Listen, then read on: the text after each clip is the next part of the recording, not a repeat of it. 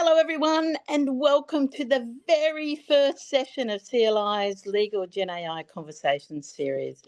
In this series, as you probably know, we're discussing how generative AI is impacting the legal ecosystem kind of way beyond the tech. In each of these sessions, we're going to actually tackle one area of legal business or practice that's been impacted by Gen AI and ask legal thought leaders and doers around the world how they're managing the unforeseen, the challenges, the opportunities, and what they've learned along the way. And so that brings me to this, our very first episode. From all of the work that we've done at the Centre over the last 8 years and coming up soon for 9, this topic, the lawyer mindset, comes up in almost every conversation. Sometimes it's identified as a catalyst for change, but more often it's seen as the reason that change doesn't happen. So we had to start with this topic. There was no question about that for the series. And we had to start with Dr. Larry Richard as well, who is the founder and principal consultant at Lawyer Brain. Larry, I'm going to embarrass you just a little bit for a second and say that your seminal work in lawyer personality traits and behaviours in the 1990s, I think really kind of consolidated the conversation around this topic, and it certainly laid the groundwork for your very well-deserved and well-earned reputation as the leading voice around the world on what makes lawyers tick. And you should know, because you're a former lawyer and now a psychologist specialising in the lawyer brain. So, Larry, it's fabulous to welcome you back to CLI. I kind of feel that you're part of our family, but it's great to have you back again. I know it's a little later in your day in Pennsylvania, so I really, really do appreciate it. Welcome. Well, thank you, Terry. Thank you. That is a very warm and welcoming welcome, so I really appreciate it. Yeah, not at all, not at all. Larry, I wanted to kick off today's session by asking you a little bit about yourself. You've really built what is still, I think, a pretty unique path and career, merging law and psychology. So I've got to ask you why. What got you interested and continues to excite you about the lawyer brain? So I have always been a psychologist at heart.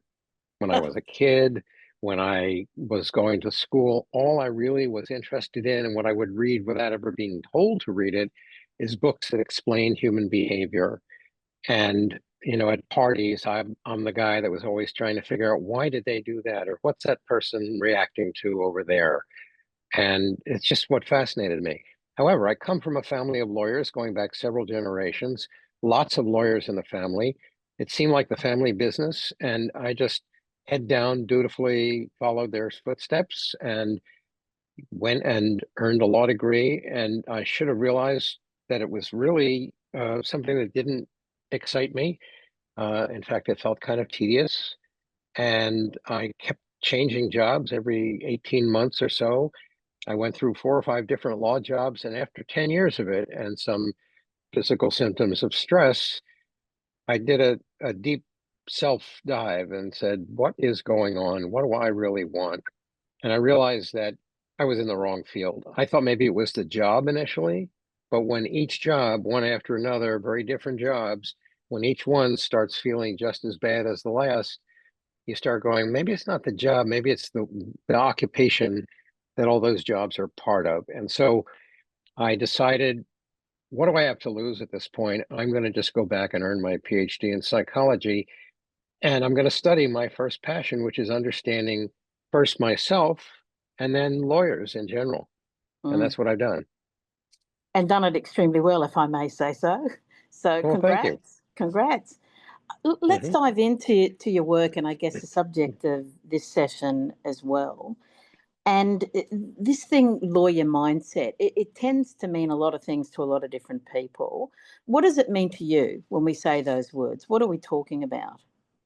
So a mindset is really a way you think about things that's kind of in the background. It's like a filter.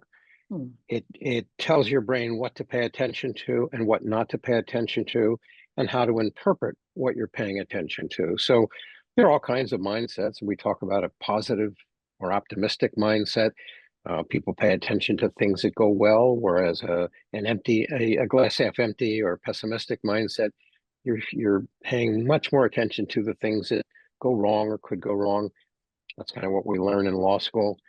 But what I mean by it is I'm looking through the lens of personality, because personality tends to be more genetic than learned. There's a little of each, but it's considerably more genetic predisposition. That means that it's stable over time. And because of that stability, we can talk about the lawyer mindset in terms of the personality traits that characterize lawyers. And we have something fairly stable and predictable that we can use to guide us in lots of different situations in terms of everything from how we hire people, how we develop people, train people, how we motivate people, how we lead, how we deal with conflict, et cetera, et cetera. So tell us a bit about those traits, if you like, or if I can say if there is such a thing as a set of typical lawyer hallmarks in a way. And I guess the other question that I've got for you, because you've been studying this for decades now, and I Mhm. guess the thing that people often say is, yeah, well, that applied to people that became lawyers 30 or 40 years ago, but it doesn't apply now. So I'd love to kind of put that lens over what you're going to tell us as well. Sure. Well, the technical comment on that is wrongity, wrong, wrong, wrong. So let's see if I can explain. Um, I've started gathering data in the early 90s, but I have been gathering data continuously since then. And the tool that I use now for most of my personality assessment, the caliper profile, Mm. um, I am using it more now than I ever have before. So a lot of my data are fresh, current, contemporaneous. And what I've noticed is over 30 years, there's been remarkable stability in what the personality data are telling us about lawyers, with one exception, and I'll mention that in a minute. But for the most part, the traits that I found to be characteristic of lawyers in the 90s are still the same traits that we see coming out of law school, in today's partners, et cetera. And that stability exists despite the fact that technology wasn't even on the radar screen back in the 90s. The importance of leadership wasn't very high back then. The pace of change was much slower then. We have a lot more global connectedness than we did before. There's cultural intermingling. Before it was much more discrete and isolated. There's so many differences in Mm. today's world. And despite all those differences and all the accelerated change that we're experiencing, we're producing the same kinds of people in our law schools around the world. My data are global. It's largely US, about Mm. 85% US, but the other 15% come from samples that I've taken on most of the other continents. And I don't see much of a difference. In fact, if you showed me a lawyer profile from, a test, I could not look at it and say, oh, this is a European lawyer, this is an Mm. Australian lawyer. Lawyers are lawyers first, and then nationality begins to kick in. The one exception is you asked me about the traits. So to explain, to answer that question, I have to tell you a little bit about this tool. Yep. Caliper is an industrial strength tool. It's not something most people have heard of because it's used mainly by psychologists in large companies and that sort of thing.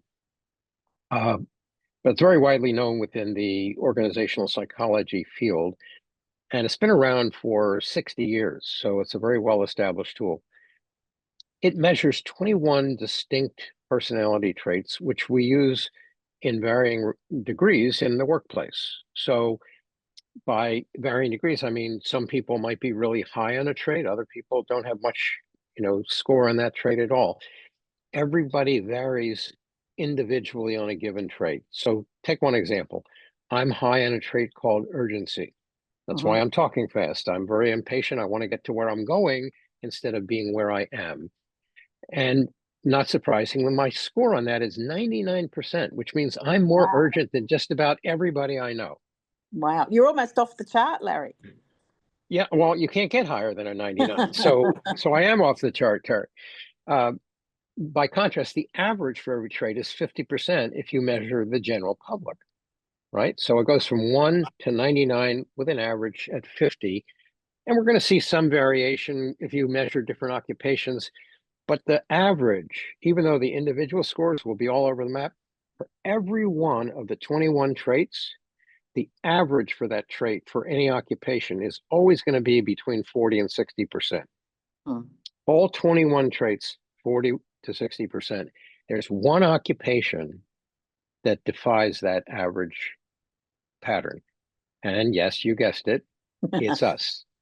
And so lawyers not only have one or two of the 21 traits that are outliers, but we have consistently for 6 of those traits for 30 straight years atypical scores. That is, we're either above 60 or below 40 as an average for lawyers, where we'd expect it to be between those 40 and 60% range. And then the 7th trait used to be close to being an outlier, but never quite made it. And now it's plunging like a stone, and it's been an outlier by being below 40% for a number of years already. And I'll talk about that. So what are the 7 traits? Mm-hmm. Number 1, we are incredibly high on skepticism. And Surprise. let me pause while people make their own skepticism joke here. So we all have one. And the reason we're high on it is the essence of practicing high quality law is to question assertions, to lift up corners and peek underneath, to question the motives of people, to look at data and look for what's not working rather than maybe the 95% that is working. We have to scrutinize so we protect our clients. So that makes sense that skepticism would be useful. The problem is the very same trait that makes us excellent lawyers makes us at greater risk for loneliness, depression, and anxiety, makes us makes it more difficult for us to cope with unprecedented change, which we're all experiencing, challenges us in the space of well-being. So skepticism has some clear downsides. Number 2, we have incredibly high autonomy in the sense of we don't like being told what to do. We are resistant, so much to the point that a lot of lawyers, not all, but a lot of them, carry around what I call a filter for autonomy, which basically says, you make a simple request, excuse me, you're standing on my foot, could you remove it? And what I hear is, you're trying to control me. You're trying to tell me what to do. No, I'm not. I just want you off my foot. So it's it's a filter, a distortion that happens. Number 3, we're very high on urgency, like myself. We want to get things moving, and that can be a good thing, but it can also shortcut any attempt to be a good listener, which is essential in leadership. So you can't get buy-in if people don't feel like you've heard them. Number 4, we're very high on a trait called abstract reasoning. We like analyzing. We like using our brains for intellectual problem solving and mental stimulation, and we like arguing. And those are things that attract us to law in the first place. And that's a good thing. The downside is it can really be a wedge that impedes the ability to form and sustain good relationships. So it's a two-edged sword. Now that's 4 traits that are above 60%. How about the traits below 40%? Number 1, we're low on sociability, which has to do with comfort in being vulnerable to foster intimacy. That whole sentence makes most lawyers squirm in their seats and roll their eyeballs because it's like, oh my God, he used a word like vulnerability. This is too touchy-feely for my taste. The problem is the research, when I started gathering this data, we didn't have any really good research on what happens in the workplace vis-a-vis relationships. Does it matter? Is it important? Is it touchy-feely, hokum?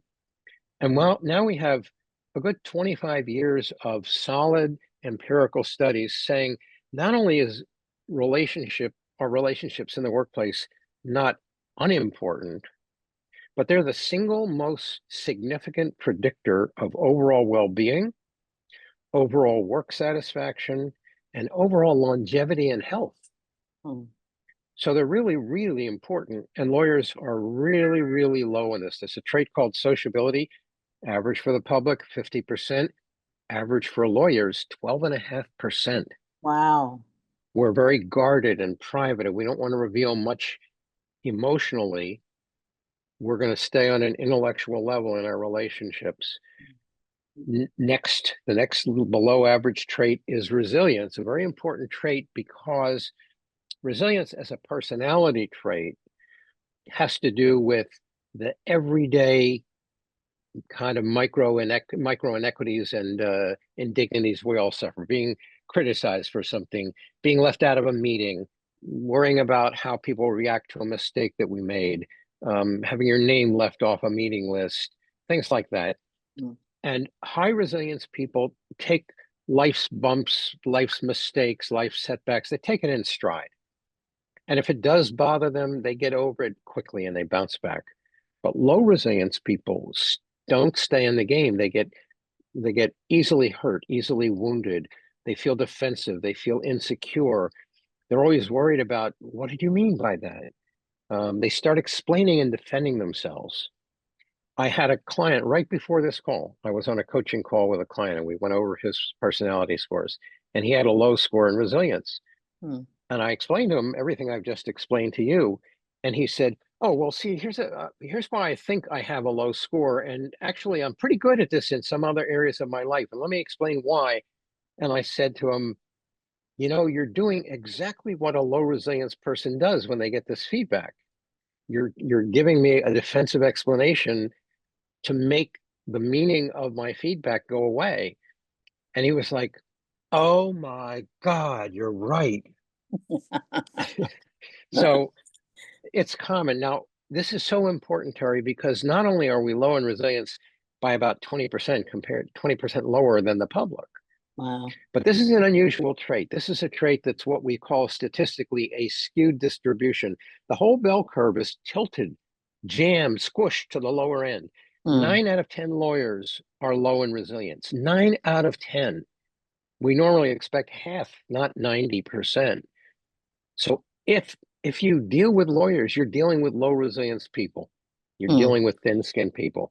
And the main reason that that's so low is because resilience is sensitive to mindset.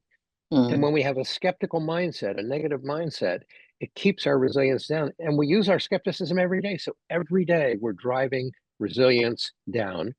And then the last trait, the newest trait, is what's called cognitive empathy. Now, Mm. it's different from emotional empathy. Emotional empathy, caliper doesn't measure.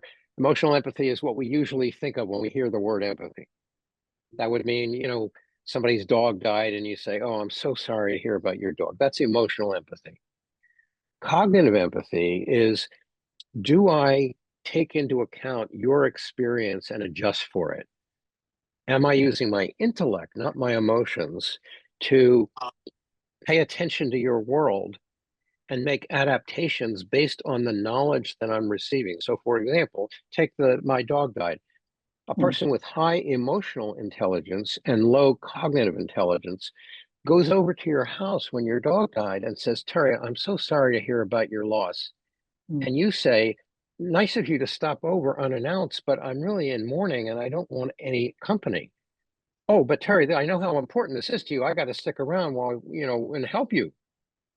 Well, 10 points for recognizing that I've had a loss and being sympathetic toward me, but negative 10 points for not picking up the cues that this is not the right behavior that I need right now. You're not using your intellect to figure out what I need. So, right in the same moment, you've illustrated both the high and the low version of, high emotional and low cognitive empathy in that particular example. Now, Mm. this is the newest trait, and lawyers have been declining in this for a good number of years, but it's not just lawyers. Mm. Millennials, anyone born from 1982 onward, they've been dropping in cognitive empathy for over 10 years, Wow. to the extent that one study said that millennials have 40%, 40% less cognitive empathy than Gen X, the previous generation. Wow. So it's a very significant thing. And it happens. I mean, a simple example would be, you're giving a work assignment to an associate and they don't complete the work assignment, but they talk about it with their friends. And the partner comes and talks to the associate and says, I thought I said I needed this by this afternoon. Well, I didn't get it to you, but I had a great conversation with my friend about it. And they're not really thinking, how is that going to land with the partner? Mm. Is that going to be viewed favorably or not fair? They're not even thinking about the question. Mm. So that's Yeah. lack of perspective taking. So, Larry, I'm listening to all of these traits, and I'm also kind of thinking it's they're almost like the antithesis of where we're going in terms of a contemporary law firm and what's needed. So, They I are. guess I've got to ask you this question, and probably not going to express this, in the right way entirely, but you have a huge coaching practice, as you say. You're working with people all of the time, like that, as recently as today. Is it possible to change? Can you, I mean, I know that you're probably hardwired a certain way. So if it is, what does that change look like? Is it a recognition and a choice to act differently? Or how does that work? Because, as I say, the sort of folks that you're describing are not going to be the folks that will thrive in a changing and contemporary legal practice. That's right. So a couple of points. First of all, it is possible to change, but with some restrictions. So three of the traits on the caliper out of 21 are more learned than genetic. And those include empathy, cognitive empathy, resilience is learned, and skepticism. Okay. Turns out that of all the 21 traits, the three that are changeable happen to be three that are outliers for lawyers, all three of them. Yeah. Yeah. Anytime a trait is more learned than genetic, you can improve it without feeling what I call the rubber band effect. Mm. Let's contrast those three traits with my high urgency. High urgency is a typical trait. It's one of the 18 that are more genetic. I have a physiology that makes me want closure. Feels like I can't even breathe unless I get to the closure. Now, can I regulate that and be more patient in a situation? Yeah, sure. But only when I'm being vigilant. As soon as I stop being vigilant, the rubber band takes over and my personality springs back to my high urgency comfort zone. And I will start finishing people's sentences and so forth. So any trait that is more genetic has that rubber band effect. You can only regulate it for brief periods, but that may be enough. That may be enough Mm. to get you through most situations. By contrast, you can raise your resilience and you can raise your empathy and you can lower your skepticism. And it doesn't have a rubber band saying, oh, it was so nice to be, very thin skinned and defensive. I wish I could go back. It stays fixed. So Mm. you can change those things. Now, raising that question is important for a broader reason because you're all about AI and about technology and about how do lawyers adapt to these changes coming down the pike. Mm. And the worst news I have for everybody is these traits make us really good lawyers, but at the same time, one of their side effects is they make us really change averse. Right. We're really reluctant, and we have so many tools in our toolkit to keep us from adopting new practices. The skepticism makes us less likely to get on board than a low skeptic person might do.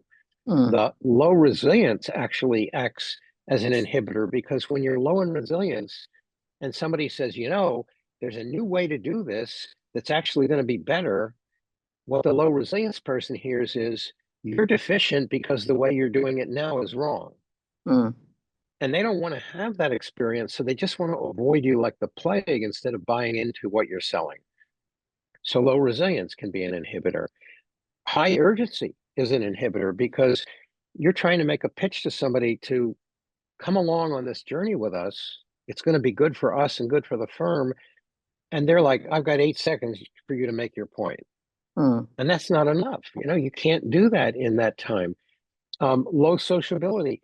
A lot of good leaders get people to follow them because they build such a strong connection that other people really literally would not want to let them down. Mm. But with low sociability lawyers, they don't want to have any participation in this relationship building enterprise. And so you don't have that at your disposal. I could go on. I mean, each of the other outlier traits can inhibit change. That doesn't mean we're, out of luck. It just means we have to get good at tolerating discomfort if we're going to be adapting to these new changes that are coming down the pike. So if you're a person leading that initiative in a law firm, you might be the innovation lead or the tech lead, and you are presenting people at the moment constantly with new things and asking them to retrain or reconsider or think differently even as basically as how they approach the work that they do every day. How do you how do you start the journey in a way that doesn't trigger all of those things that you're talking about? Like, how do you approach that within your So, organisational firm? so first, let me talk about what you should not do, and then I'll talk Okay. about the strategies for getting lawyers on board. Don't use the very attractive, almost autopilot default strategy of trying to persuade lawyers. Right. By persuade, I mean, Terry, let me tell you the three reasons why you should get on board with this initiative. Mm. Let me tell you why you should come to this meeting. Let me tell you why you should abandon the technology you're using and try this new software. Any attempt to persuade is going to be met with a buzzsaw of resistance. And when you're done, not only will you not have succeeded in persuading the lawyer, but they'll now be dug in more than they were before you started. Mm. So it's a not a very advisable path. And the reason, of course, is the personality. So I'll mention three traits. Number one, our training in law school as advocates. Even if you're in a transactional practice, we're trained to think as soon as somebody poses a challenge to us, you should do this. Our lawyer brains go, oh yeah, well, here are the three reasons why we shouldn't. So you got that. And that's probably enough to kill the deal in itself, in its own. But in addition, you have the high autonomy. And so when you say, try this new software, the person hears, you're telling me what to do. I'm Mm. going to have none of it. Mm. And if that doesn't count as enough to stop forward motion, you also have low resilience. Try this new software. What are you saying? You don't think I'm using the right software now? I don't want to hear that message either. Mm. So persuasion is a losing pathway. Here are some tips that come from empirical research in the social sciences and field experience that shows that these strategies work to get people on board. First, always start with low hanging fruit, by which I mean there's always going to be early adopters, people who go along to get along, and people who dig their heels in. Start with the early adopters, start with the people. You're always going to have some in your firm. Any firm that's sizable is going to have some people who go, new way to do something? Sure, I'll try it. Mm. Start with them because you're not going to run into as much resistance or maybe none at all. Mm. And then you have people who are actually trying it and you can start to see results. And it's the results that will often get the middle group on board. So if you try to start with everybody, you're going to have a mess on your hands. You're going to have a lot of resistance. But if you start with the early adopters, the low hanging fruit people, you're more likely to have success. Secondly, use the tools of social influence, which are indirect. Indirect influencing tools don't trigger the what we call reactance, the digging your heels in and the defensiveness. And social influence tools include very subtle tools. So, for example, social proof is such a tool. Once you get a sufficient critical mass of people, let's say you have a multi-office firm and you're trying to get people on board with a new technology, start in the office that is most receptive to the technology. Get them on board. And then when you have success there, start talking about how many people are already benefiting from this technology. Human brains have a tendency to decide things that are new for them by looking around to see what people just like themselves are already doing. And if I look around and I go, oh, look at that, our so and so office is already doing this, well, that's more likely to induce me to give it a try than if I just was asked to do it in a vacuum. So Mm. social proof is an influencing strategy. Another one has to do with what's called the foot in the door. Foot in the door. So when you ask somebody to do a little inconsequential thing, the little action that they take actually affects their identity and makes it dramatically more likely that a big version of that same behavior is more likely to be enacted. So I'll give you a simple example that has nothing to do with law firms and technology, but it illustrates the point. Mm. Years ago, the brand of scotch known as J&B had a very simple marketing campaign. When I tell you what they did, it will date how long ago this was because they used postcards. Remember postcards? I do, yeah. Uh, and they said, all you have to do to participate in our promotion is take a postcard and write on the postcard the three reasons that I drink J&B Scotch are, and send it into the company. You don't even have to buy our product. Just write those things on a postcard. And sales shot up after this campaign began. The reason is when you take a small action, like I'm writing in writing and then sending my writing to someone else publicly, I am committing in writing this little thing. Yeah, I use your scotch. Now I'm going to go out in the world and go, I already said I'm a scotch drinker and I'm a J&B scotch drinker. I guess I'll buy it the next time I'm in the store. So it tends to influence us. A little behavior in a certain direction makes it more likely that we'll do a big behavior of the same type in that Okay. same direction. So those are two examples of indirect influencing tools. There are lots more, but the point is you want to use strategies that get lawyers more likely to behave and comply with your requests without triggering reactance, without triggering heel digging. Yeah, I'm guessing that, in the just focusing for a sec on the kind of AI world, that those sort of sessions that a number of organisations are running, like quick hacks or pop ups or whatever it might be, which are very non threatening. Come and have a look at the tech, play with it a little Yep. bit if you want to, or don't, entirely up to you, but you'll still see it Right? over here. That seems to be like the kind of closest equivalent that I can think of. In terms of what you've just described. So, something like that you think would be a good starting point? Definitely. That's what we call the endowment effect. So Okay. there's a body of research on the endowment effect that basically says if I have a firsthand experience with a product, I'm more likely to feel like I own it than if I'm just observing it from afar. So for example, if you've ever bought a new car and you go into the car dealership, the first thing the car dealer says to you is when they see you noticing one particular car, Terry, why don't you have a seat behind the wheel?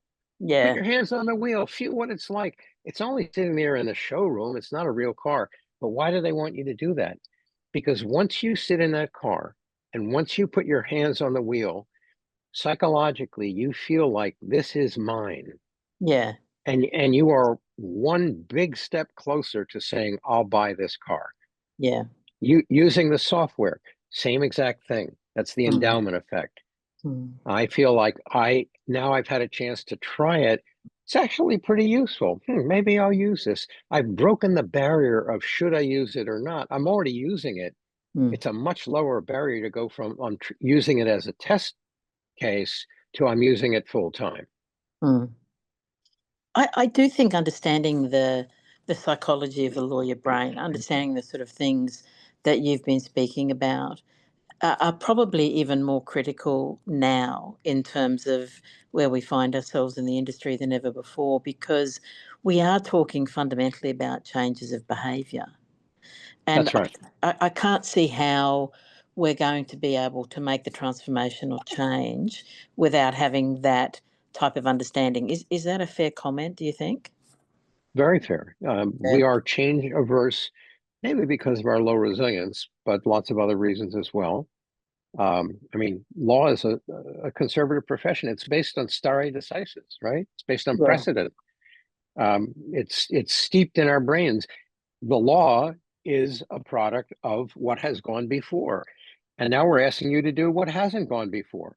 So it's clearly a disconnect for this particular group of people, and we have to find ways to make it feel safe to lawyers to try new things without it feeling like, hey, I'm trying new things. Yeah, absolutely. There's a question there, Larry, that I want to pick up and ask you if your research has covered, and that is there a discernible difference in all of the things that we've been talking about between lawyers that have chosen to work in-house in a legal department versus, say, lawyers that have chosen to work in private practice? There is, but it's getting less and less critical. In Hmm. other words, the distinctions are blurring.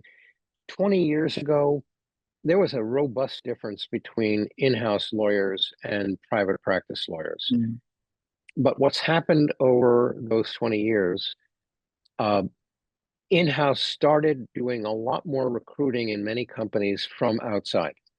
Yeah, And when you bring in lawyers from the outside, they bring their billable hours mindset with them. right.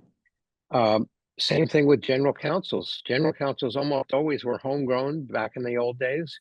Now it's not uncommon for companies to bring in somebody who is an expert in that particular practice area from a big law firm that used to be representing the company. Mm. And they again bring the billable mindset, the late hours, the driving personality style. They bring that into the law department. And so you're starting to see law departments and law firms have so much more interpermeability, and it's basically flattening the differences in the personality traits. Yeah, that's really interesting. Really, really interesting. Let me ask you this. With the traits in mind, I guess there's an element of self-selection, whether you're conscious of it or not, that you choose to do law because you're Yeah. probably comfortable and have certain personality traits, for want of a better expression. Should we, or how do we look for different sorts of traits as maybe part of the recruitment process? I guess it would be true for advancement, for folks being considered for leadership positions. Do we need to be looking for different scores on the traits, or do we need to be supporting those folks more by getting you to coach them at certain junctures? Recruitment, a little bit difficult to coach those, I guess, because they're first coming in. But in other instances, should we do it and how soon should we start, I guess, is the question I'm asking there. Well, it's something I think we should definitely be doing, but this is what we call a systems problem. It's not something one person can solve with one act. Yeah, It's a systems problem because we have an ecosystem of legal talent. The yeah, law schools are training the talent, the law firms are hiring the talent, and the legal departments are using those law firms and increasingly having a say about who and what kinds of talent those law firms hire. yeah, So if all three of those partners are not in conversation about changes that we're going to make, about who goes to law school, who gets in, what kind of people do we want to see, we're not going to see any changes. If law schools were asked to make these changes, but the people that buy their talent are not going to be thinking about the changes, very quickly they're going to say, the law schools are going to say, why should we make a change when the law firms are not really placing any greater demand on us? If the law firms place greater demand, but there's no resources allocated in the law schools to meet that demand, you're not going to get anywhere. If law departments start placing demands, but the law schools and the law firms are not on board, you can see where I'm going. You need yeah, all three.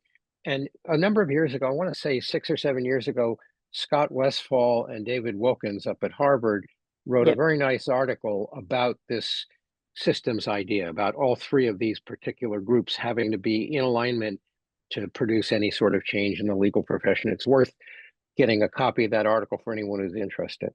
yeah, absolutely. We've got another question here on the urgency trait. And the extent to which I guess that shows up or adversely impacts those sort of things where you have to take a little bit more time.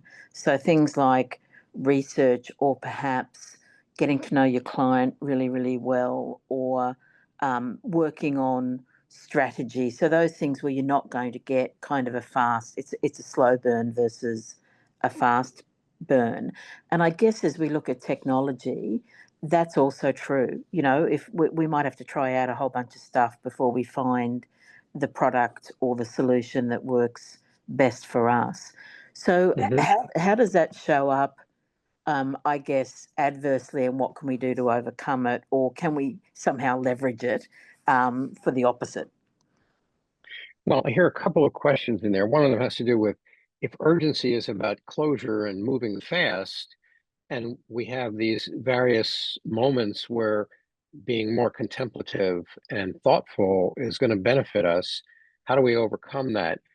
And to answer that, I'll first say no matter what our personality trait is, it doesn't mean we're marching in lockstep to that trait 100% of the time. Yeah. I'm not on all the time. I'm not urgent at 99% all the time, just when something really matters to me. So there are a lot of day-to-day things that I'll do in a much more patient way, just because it's not that important to me to get to the finish line. It's only when something really matters that my personality is going to get triggered. Mm, So it's not as big as a problem as you might think because of that. Secondly, uh, it almost doesn't matter on this particular trait because technology is actually training all of us to be high on urgency, even if we're scoring lower on the trait. So, mm, what I mean by that is if you have a smartwatch and it has haptic feedback and it's pinging your wrist every time you have a text or a phone call or a message or a weather report, uh, every time it does that, a squirt of dopamine occurs in your brain, which basically is the wanting chemical. It makes your brain go, I want more of that.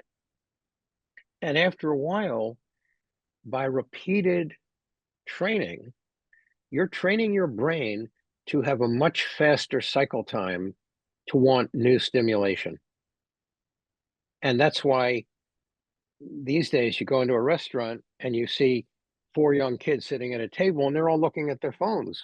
They're texting each other. They're sitting right there with each other, but they're texting each other because they're getting more dopamine hits from the phone than they are from talking to each other. And so technology has insinuated itself into our psychology the way that slot machines in, Las Vegas or whatever your local gambling capital is. Um, that we get trained by the technology in how to respond. And if you really want to start being more patient in those tasks that benefit us from being more thoughtful, the first thing is for us to train ourselves to wean ourselves, at least go part of the day without a smartwatch or with the phone turned off. Because if it's on all the time, your brain is trained all the time. yeah, absolutely. We need digital detox days, and it's real, right? Yes, Yeah, exactly. yeah. Exactly. Digital detox, that's it. So we've got a couple more questions on a couple of the other trades. One is on the low resilience that you were speaking about earlier, and Yeah. basically, how do you manage that? How do you try and overcome that if you were listening to your own personality being described as you were chatting earlier? So I almost feel like this was a setup question because, as you know, Terry, I've been writing a book for the American Bar Association on low resilience. It's going to be called Thin Skinned: Why Lawyers Are So Low in Resilience and the New Science That Can Help. Love it. And the book is hopefully will be published in the second half of this year. So don't start writing to the ABA now. But we're in the final editing stage. The book's Terrific. basically been written and it's now being edited. But the first half of the book explains why we're so low in resilience. But the second half has 31 different scientific strategies, actually 32. There Wow. was a new study came out yesterday and we're adding it to the book. Wow. Um, but this is all evidence-based scientific strategies for home use, things that you can put into effect immediately. Some are short-term and immediate, some are long-term and very beneficial, but they all help to build your resilience and make you better able to cope with stress, Mm. with change, to inoculate you against future stressors, to make it easier for you to deal with life's bumps. Sometimes we can't control the source of the stress, but we can control our reaction to it. And Mm. that's just as good. Mm. Yeah, And absolutely. that's what we cover in the book. Sounds So I can fantastic. give you, if the person asking that question wants some specific examples, I could give you one or two that might be helpful. That'd be great. Give us a teaser. Give us a teaser for the book. Okay, Yeah. okay. So so one of them is um, it's very helpful. Low resilience is highly sensitive to your mindset and to your emotional state. So mindset is a cognitive idea, emotional state is an emotional idea. Thoughts and emotions are not opposites, they're not unrelated, they're parts of the same phenomenon. And we didn't understand this for the longest time. We used to think thoughts and feelings were two separate kind of domains. And we used to think being logical is a good thing and being emotional is a bad thing. Mm. But being emotional is not the only way to use emotions. And the basic idea here is that emotional intelligence is understanding emotions, regulating them, and consciously choosing emotional states to put ourselves into for optimum performance of different things. And in fact, it turns out that thinking is enhanced by emotions. People who Mm. are good at channeling the right emotion are much better thinkers than people who try to stay away from emotions and lock them up in a box. Mm. It's a Mm. big, big, big misunderstanding to think that if I can be unemotional, I'm going to be more logical. It turns out, despite what we believe, that logic is intimately connected with emotions, and the people who are in touch with their emotions can use those emotions as guides to make much better logical choices. So we learned the first time we learned about this was from a neuroscientist named Albert Damasio, who was treating a patient who happened to be a corporate lawyer, just was a Mm. coincidence, Mm. who had a brain injury. And he had healed from the brain injury. And he was in Damasio's office trying to make an appointment for a follow-up visit. And Damasio gave him a choice of several dates.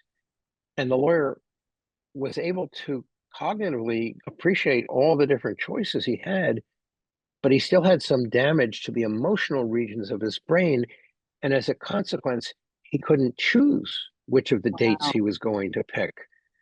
The idea of choosing between this date and that date is not a cognitive choice. It's a values choice. I prefer this date. And that Mm. invokes the emotions, and he had damage to the region that allows him to make that emotional choice. So he was stuck ruminating about all that, I could do it Tuesday, but on the other hand, Thursday works. But then Tuesday's pretty good. Well, Thursday's really nice. And you need that emotion to say choose. So thoughts and feelings work together. Mm. And one of the tips here is you can either lower negative thinking, lower negative thoughts, and there are a lot of ways to do that, or you can increase positive emotions. The latter is a lot easier to do. Lowering negative thoughts is more powerful, but it takes a lot more technology and skill. So let me explain the easier one for purposes of today. You Yep. can raise your positive emotions in quite a number of ways. The first and easiest is to expose yourself to nature more frequently. Mm. Human beings seem to have an innate response system built into exposure to nature. And by exposure to nature, I'm talking about anything from a walk in the woods to an arboretum or a forest to a large vista where you can see a long distance to water events, lakes and rivers and oceans, even a fish tank in your office. Um, all of those things are experiences of nature. There's one study that just came out this past year that showed that of all of the nature phenomena, exposure to water, especially lakes and rivers and oceans, is the most powerful. And it does Wow. take a lot of time. So if you just spend, every day a few minutes just decompressing by looking at a body of water or even a video of a body of water, or like I said, an aquarium in your office, or going to, if you live near the sea, taking a walk to the beach, or going out to your local creek. Anytime you get exposed to water, or even playing, on your phone, some sounds of water trickling down a babbling brook. All of these sensory experiences of nature tend to calm the amygdala, which is the brain's threat circuitry. That threat circuitry is intimately involved in a low resilience response. And when you lower the threat circuit, you reduce low resilience. Mm. You can also raise your positive emotions through moments of awe, the experience of awe. So awe happens when you have the experience that something is bigger, more powerful than you are. So that might be, and sometimes nature experiences can overlap. You can have awe and nature in the same experience, but not every nature experience is awe producing, and not every awe experience involves nature. But you could go and look at Ayers Rock, or something of profound physical significance, or you could look at the aurora borealis up in the northern hemisphere, or you could